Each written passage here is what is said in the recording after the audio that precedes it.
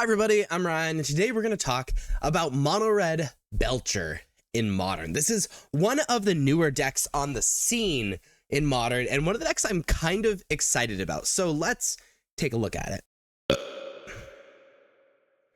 So this is Mono Red Belcher.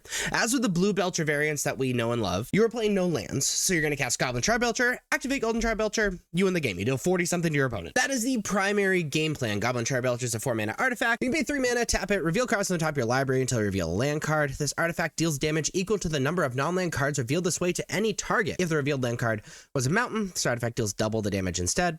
Put the revealed cards on the bottom of your library in any order. So we run no lands, so it's just... it deals damage equal to the cards in your deck. That's the primary game plan. Cast Goblin Tri-Belcher, activate Goblin Tri-Belcher, win the game. The cool part about playing red is that you get access to rituals like Piratic Ritual and Desperate Ritual. So rather than playing Lotus Bloom, you're able to play the rituals to kind of ramp your mana and be able to cast and activate Goblin Tri-Belcher even quicker. They're both pay 2 mana, gain 3 red. You can also play Ruby Medallion, kind of like the Ruby Storm deck, which is a 2-mana artifact. Red spells you cast cost 1 less to cast, which reduces the cost of our entire deck and turns the rituals into pay 1 mana, get 3 mana, and makes Manamorphose mana positive. Manamorphose is 2 mana, add any combination of 2 colors, draw a card, but we have Ruby Medallion, it's 1 mana, any combination of 2 colors, draw a card. And so you probably already see how this allows us to play Ruby Medallion, play a bunch of rituals, Goblin Tri-Belcher kill you. On top of all of that, by playing this Storm package, you can play Stormskill Scion. We're never going to Storm for enough to kill with Grape Shot, so there's no point in playing that. But Stormskill Scion is 6 mana, 4/4 fly, and other dragons you control get +1/+1, and Storm, which means you get another one of these for every other spell that you cast. So if we don't want a Goblin Tri-Belcher, or if we're afraid of them being able to counter a Goblin Tri-Belcher or whatever, we can just go like Ruby Medallion, next turn, Ritual, Manamorphose, Stormskill Scion, get a million guys, go.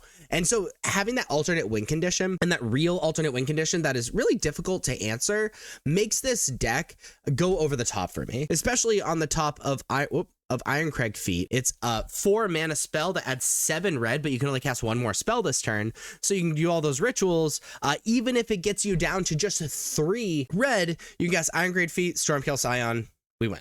On top of that, we're able to play Blood Moon in this deck really, really easily. Doesn't affect us at all, and even be able to get out Blood Moon even earlier so we can steal games in that way. We have Bitter Reunion to be able to discard cards and draw cards. Also, Bitter Reunion is particularly good in this deck because if we have it on the battlefield and we just do the Stormskill Scion thing, we can give everything haste and just win the game. And then Strike It Rich, just like in the Ruby Storm deck, allows us to pay 1 mana during our turn, create a treasure token, and essentially invest that mana into future turns.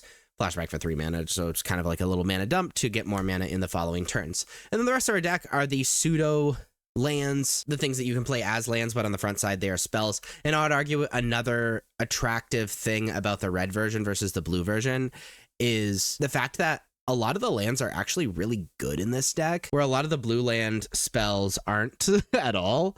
But again, we don't have counter magic, so we have that alternate win condition and that like really, really fast part of this deck that it makes it really attractive, but we just don't have the ability to protect what we're doing. So we're trading off explosiveness for interaction. That being said, Legion's Leadership on one side enters tapped at white or red until end of turn, double the target creature's power against first strike. We're rarely ever going to cast that, but it can come up with Stormskill Scion. Playing Sundering Eruption. On the other side is red, pay 3 life to have it enter untapped. 3 mana, destroy target land. As controller may search your library for a basic land card, put it on the battlefield tap, then shuffle. Creatures without flying can't block this turn. That second line of text doesn't really matter, but this can be really decent against like the Eldrazi deck or Titan or something. Bellicate Awakening is probably the land that we're going to cast the most. Enters tapped, red on the other side, but however it's 3 mana instant. Put any number of cards from your hand on the bottom of your library, then draw that many cards. This allows us to dig through our deck, especially if we're in the middle of doing the Storm thing. Witch Enchanter, notice, is not a red land. However, it is pretty free in this deck, especially since a lot of our spells make red mana, so we don't need every single thing to make red mana. Legion's Leadership and other Witch Enchanters can let us cast these Witch Enchanters. Also, Manamorphose can help with that as well. Witch Enchanter enters. Also, it's a come in untap land, which is very relevant as well, where you can pay 3 life, have it enter untapped. Or on the other side, it is a 4 mana 2/2 and enters destroy target artifact or enchantment an opponent controls. Pinnacle Monk on one side is You can pay 3 life to enter untapped, and it's a red land. It's a 5 mana 2/2 with prowess. When this creature enters, return target instant sorcery card from your graveyard to your hand. Really decent, you know, as an alternate win condition. Though if we're casting this card, something's definitely gone horribly wrong. And then we have Shadow Skull Smashing, where again, red side, pay 3 life, have it enter untapped.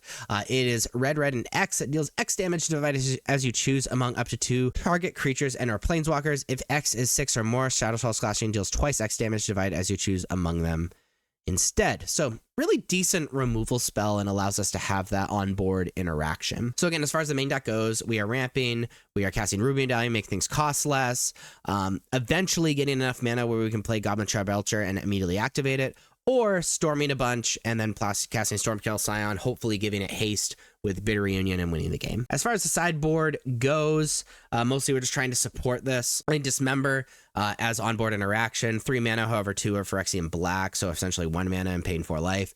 Instant, target creature gets -5/-5 till end of turn. Just really good removal for 1 mana. Power Plasm, 2 mana sorcery, deals 2 damage to each creature. Great against the decks that are going wide like Energy. Magus the Moon, 3 mana, non-basic lands are mountains. This is Blood Moon, 4 and 5. Very good against like Amulet Titan and Eldrazi and Domain in some capacities. Brotherhood's End, 3 mana sorcery, choose 1, deals 3 damage to each creature and each planeswalker, destroy all artifacts with mana value 3 or less. Good against the cutter decks, good against any of the go wide things that Pyroclasm's good against, ever costs 1 more mana. We're playing the Mountain because the Eldrazi decks and Blink sometimes are playing Ghost Quarter, because Ghost Quarter on its surface is very good against our deck because we don't run any basics. Bringing in that Mountain allows us to be able to still have the mana after they get rid of a land with Ghost Quarter or any other things that make us search up basics. And it being a Mountain, it can neuter Goblin Tribe Belcher and have us hit a Mountain, but if we do hit that Mountain, then it deals double that damage, which is something that a lot of people forget about Goblin Tribe Belcher. We're playing Vexing Bauble. Is a 1 mana artifact. Whenever a player casts a spell, if no mana was spent to cast it, counter that spell. You can pay 1 mana, tap it, sacrifice it, and draw a card. It's very good against like Force Negation and stuff like that, which is normally the answer to these combo decks. And then we're playing 4 Defense Grid. Defense Grid is a 2 mana artifact. Each spell costs 3 more to cast except during its controller's turn. We have to play a deck like this because we can't fight on the stack because we're not a blue deck, and so being able to cast this spell makes it really hard to interact with counter magic. But that is the Mono Red Belcher deck. If you liked this video, please be sure to like and subscribe. Check me out on social medias. Links are above me and in the description. Thank you so much for watching. I'll see you next time. Bye bye.